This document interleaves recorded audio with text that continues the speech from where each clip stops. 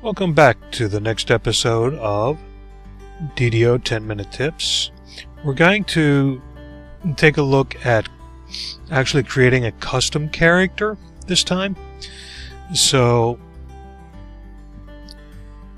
just a quick go over of the different styles. There's your melee, your spell, your specialist, iconic, which is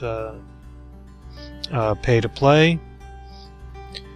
So let's just go ahead and just stick with melee here. Go into class, going to let it be a fighter, path. Alright, now we're going to forego any of these paths. We're going to click custom, then click race to select our race. We're just going to leave it a human. You can pick male or female. Now when you click next, it's going to start you through the actual customization process. By customization, I don't mean hair color, things like that. This is actually customizing the build of your character.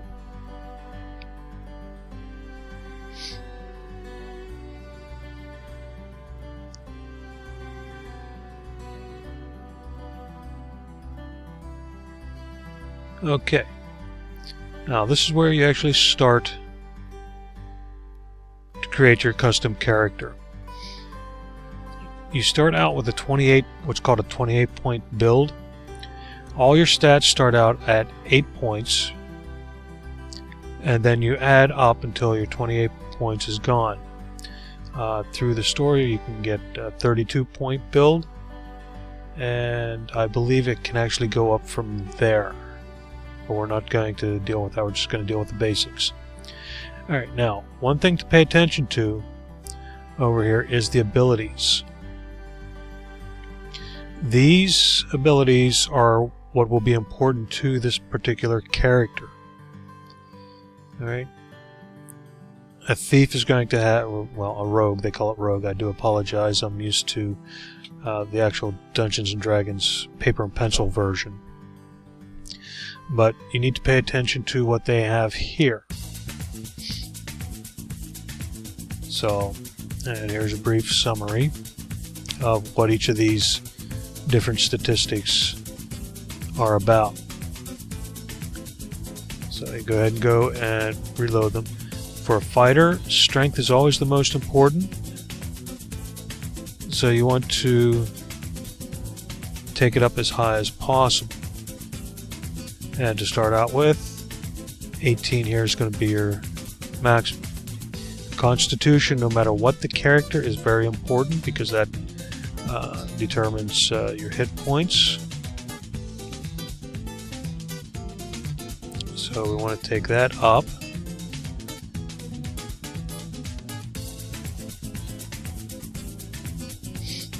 Now, one thing you have to watch out for whenever you're doing this.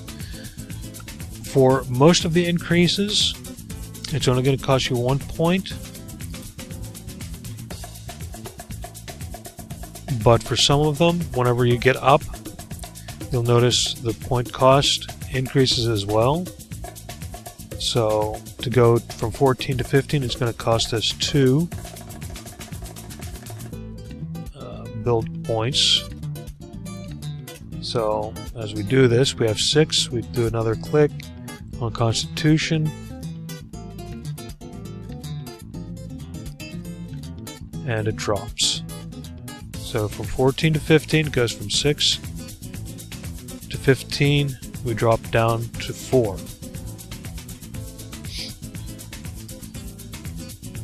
Now it also says dexterity is important if you want to be an archer. So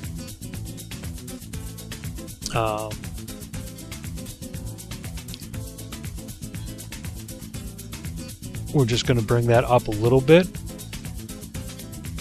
so we don't take any hits on it. And these over here are your ability modifiers, which means that they will add to or subtract from your dice roll to determine different things. So like if we were on dex of 9, and we needed to do something with our hands. Well, let's just say it's a thief and we have a 9. We're going to take a -1 on our roll, which can greatly affect whether you succeed or not in doing it, like with a thief, picking locks, and whatnot. So we're going to bring that up to 0. Well, we have 2 points left. Charisma, wisdom, and intelligence are basically what you would want to increase for your spellcasters.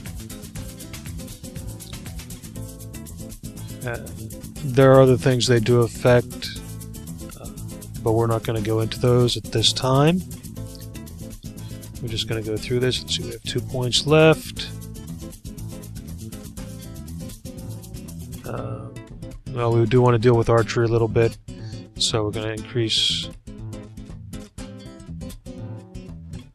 that so we can deal with long-range attacks, which personally I have found comes in quite handy.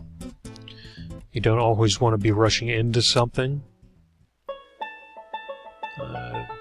And for me, running solo, which I do most of the time, it's easier to draw them off 1 or 2 at a time instead of rushing into a pack of like 15 or 20 or whatever, you know, even 5 or 6.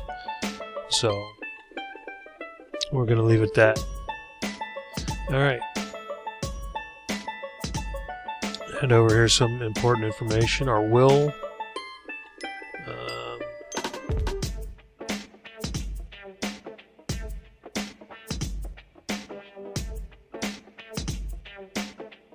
So, alright, then you go to next.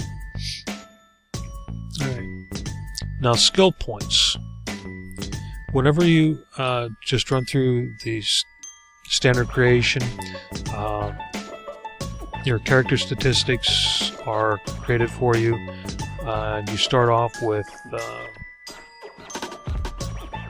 a set of skills. Jumping is always usually pretty important. Intimidate, to date I haven't really had to use it or even tried to use it. Swimming,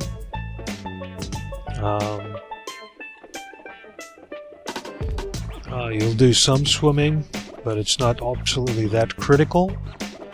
Now if you notice over here, like for balance and bluff, we have asterisks.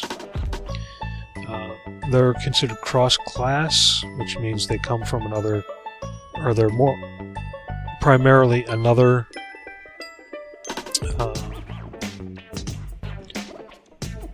primarily for another class. Like down here, a spot, search, move silently. Those would be more important for rogues. Listen, and some other ones would be good for rangers, but you'll start off differently under that. Alright, now jumping is very important, so we want to increase that. The higher your jump skill,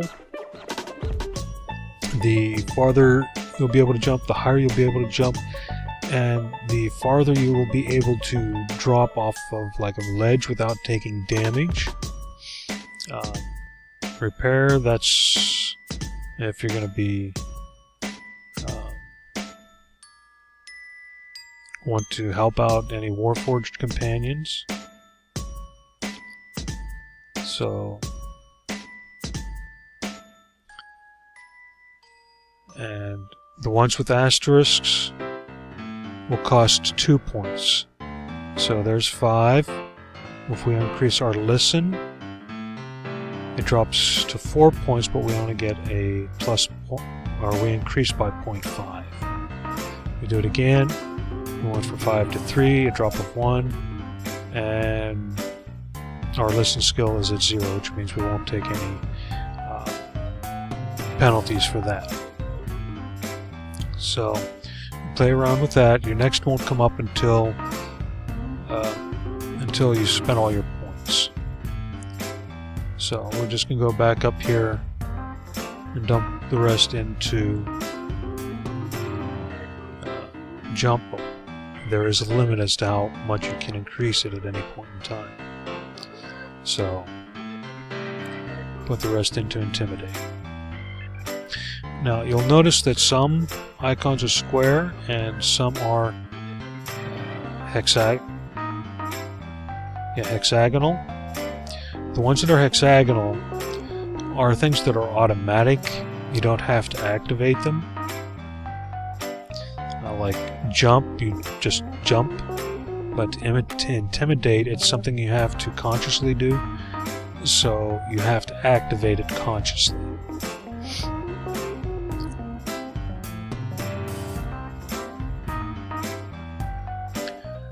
Okay, we go on to the next page.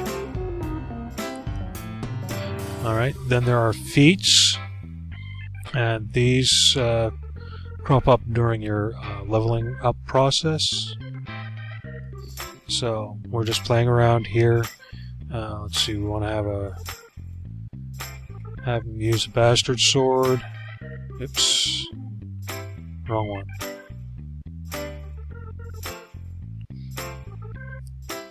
And I'm just going to make him bullheaded.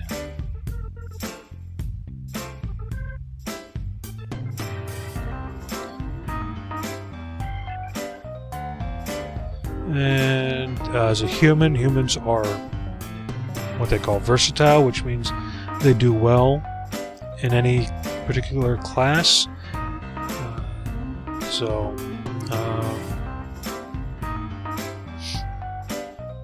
Yeah, we'll go with luck of the heroes.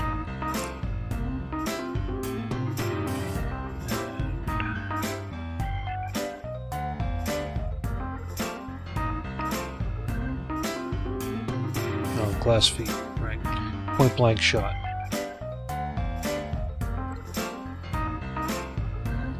Okay. Alright, down here are ones you automatically get for your particular class that you're using. And then you go into a summary that you can review and take a look at. And I don't recommend doing this unless you've got a good grasp on the game. There's also places out there on the web where people play around and try and get the best builds for different class and race combinations. You can look those up and find out. And it might give you a little leg up in some cases, but it's up to you. Alright, we're going to call it quits here. Thanks for watching. And remember, kids, keep your weapons clean and sharp. Till next time.